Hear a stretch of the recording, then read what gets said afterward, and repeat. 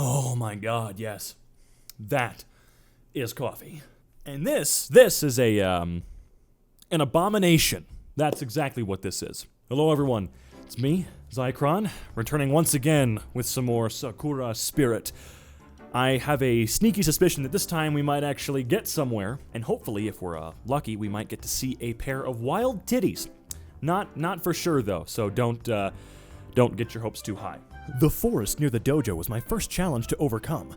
A narrow path coiled along the trees, and nearby was the river Ichikawa's sister had mentioned. I followed Arya's scribbles with a bit of skepticism, but after an hour or so, I finally arrived at the supposedly legendary shrine.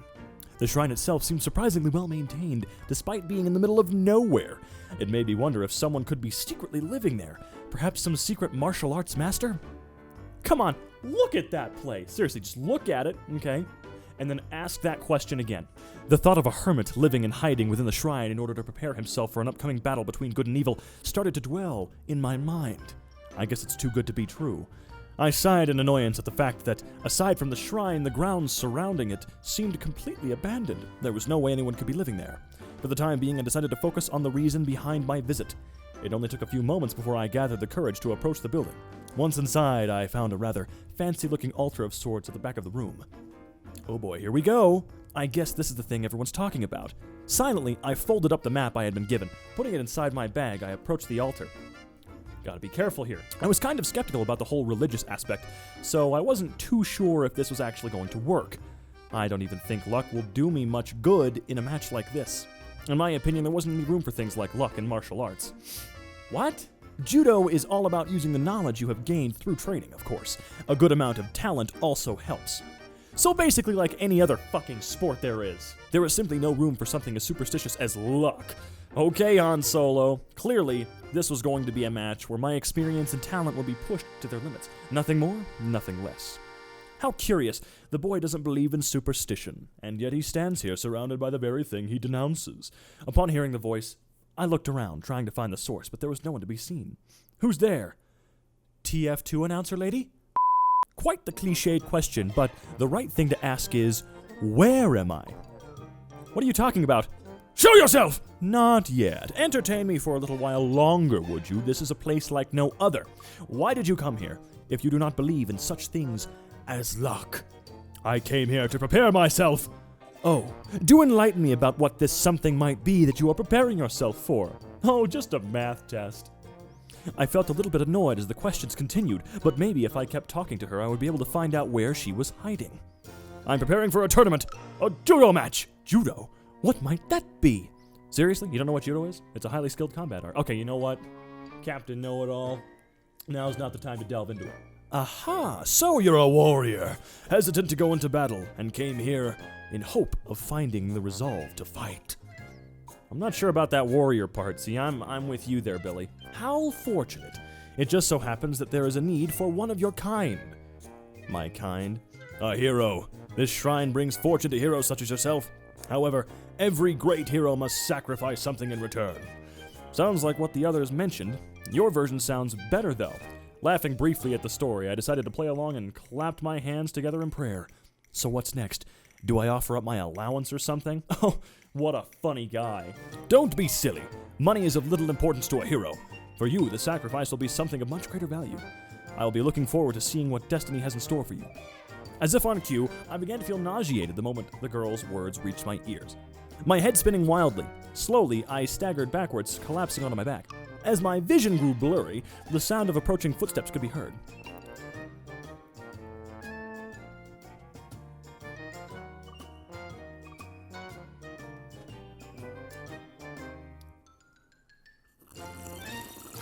Wow.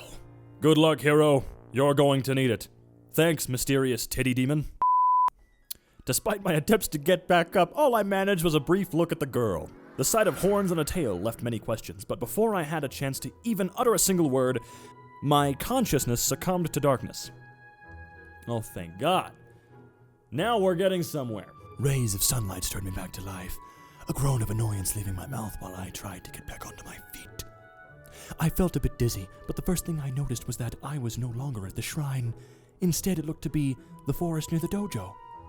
Of course, my first thought was to look around to see if I could find the girl from before, but not a trace of Madame Titty Demon remained. To make things even stranger, the path that I had followed amidst the trees seemed better maintained than I remembered. I should probably head home. You know, that's a good idea. Head home and have some private time. You know what, just do it behind the bushes. Get back here! Hikage, stop them at once! Just what do you think I'm doing? I'm chasing them! I'm trying to stop them! That's... I love it when writers put in exclamations like that. I think they noticed what's missing! Keep running, little one, and we might just make it. Just when I thought this day couldn't get any weirder, the sound of heavy footfalls could be heard nearby.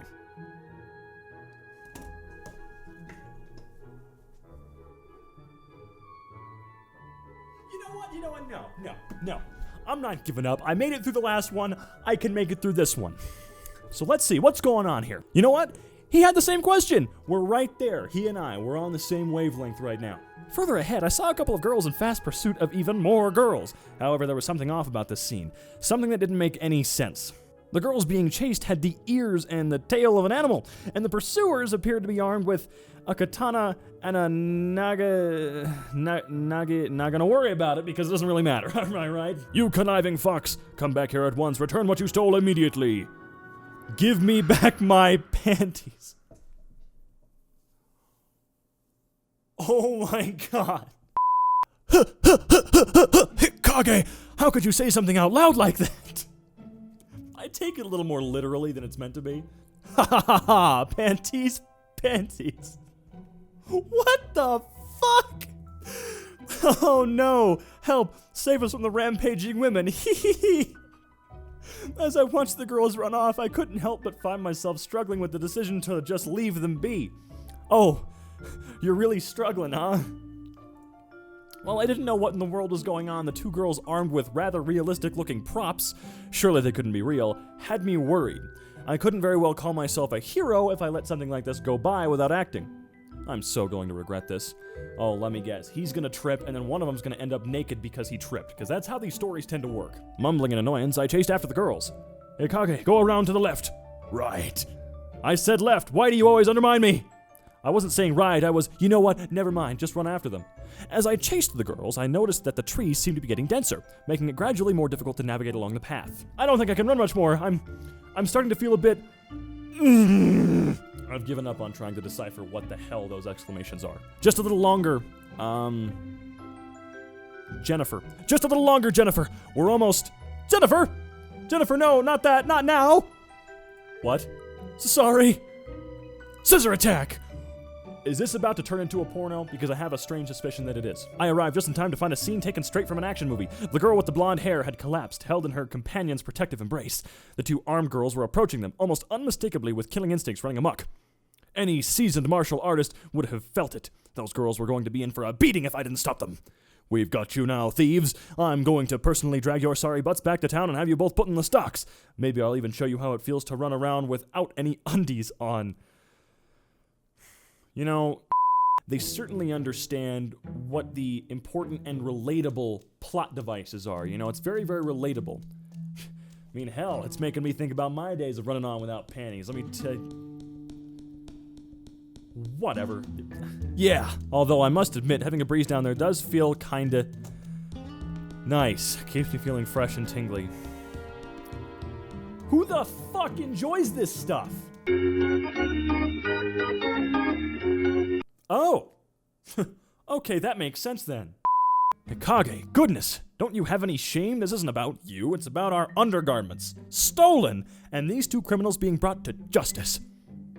It hurts. My head hurts. Please don't tell me that means you have to take your shirt off. It's going to be okay, little one. I'm so uncomfortable. Hey, guards, if you're so desperate to have your underwear back, then here, catch.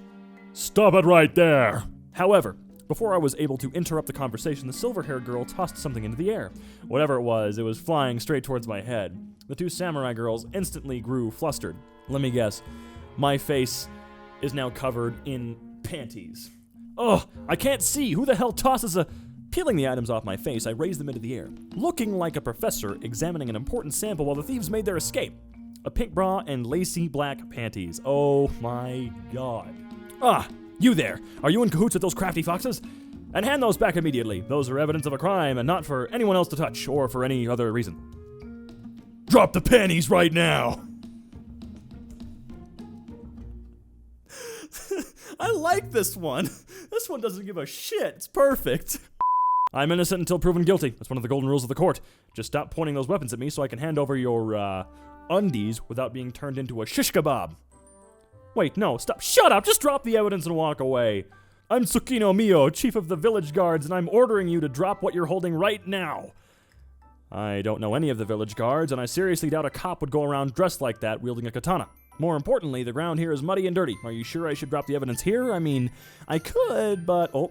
Hiya! Again, before I could react, the pink-haired girl lunged towards me, the pointy end of her naga, whatever it is, aiming for my gut. My reflexes caught on just in time, and I was able to palm away the spear as it sailed through the air. I struck upwards on the wooden shaft of the weapon, sending it up into the air and causing the girl to lose her balance. I did not order you to attack. Fine, I'll give them back. Jeez, just my luck to find a bunch of crazy girls with weapons. Extending my hand that held the undies, I tried to hand them over, something that I would soon end up regretting. Ha! You think I'd fall for something so simple? Fool! You may have fooled me once, but I won't let that happen again. The woman swung her weapon wide, arcing the thick wooden pole into my side before I could dodge. She lunged forwards and grabbed me tightly, pulling my arms around behind my back, leaving me with sore ribs and in a prone position. Oh, I think that wooden pole is going to be used for something else now. Surely once we're out of the forest, you two will stop this act of yours and let me go, right? As much as I like to fool around, I have more important things to do. The city? Ha! We're not taking you all the way there. You'll be spending the night in the village cells. Thief? Who you calling thief? I'm the victim! First, I get undies tossed in my face, then I had to deal with physical abuse, and now these accusations? Besides, there's no village around these parts. It's a city, you know? Silence. If he speaks again before we get to the village, you have my permission to knock him unconscious. And that's how I ended up on my way to a jail cell, cuffed and dragged by two girls, both of who I started to suspect were crazy. Hey, that's one of my fantasies. Well, looks like our hoping paid off. We saw plenty of titties today. Definitely worth the extra work. Goddamn, this is just getting exhausting. And with that, we have run out of time for this episode of Sakura Spirit. Always remember, if you even somewhat enjoyed the video, consider dropping a like, and if you really enjoyed the video, consider subscribing.